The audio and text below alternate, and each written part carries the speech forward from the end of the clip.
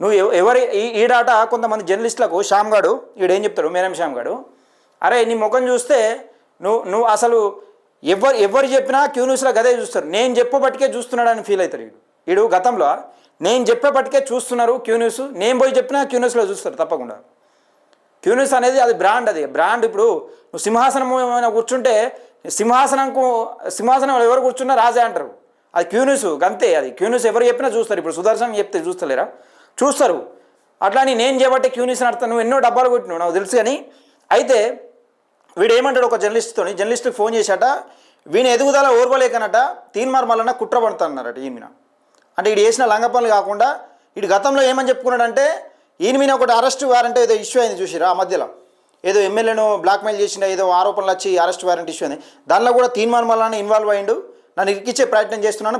నువ్వు బయట చెప్పుకున్నావు లేదా? క్లారిటీగా చెప్పుకున్నావు. దానికి ఈ వెంకటరెడ్డి అనే వ్యక్తి అప్పుడు ఇళ్ళనే ఉండే, టీములనే ఉండే.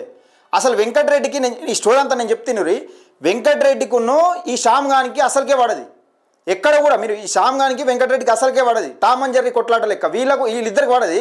కానీ ఎప్పుడైతే క్యూ న్యూస్ నుంచి ఈ మల్లన్న ఆఫీస్ నుంచి వెళ్ళిపోయిండో, ఈ వెంకటరెడ్డి అనే వ్యక్తి శ్యామ్ అరెస్ట్ అయితే పోతాడు, అక్కడ ఈ శ్యామ్ గారు అరెస్ట్ అయితే పోతాడు.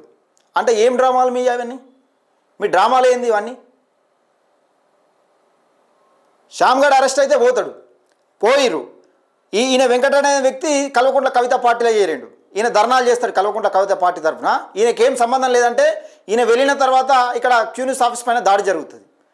అంటే పర్టికులర్గా ఆఫీసులో ఎవరు ఉంటారు, ఎప్పుడు ఉంటారు, ఏ టైంలో ఎవరెవరు ఉంటారు అనేది క్లియర్గా తెలిసిన వ్యక్తులు, ఆఫీసులో తిరిగిన వ్యక్తులకే ఉంటుంది.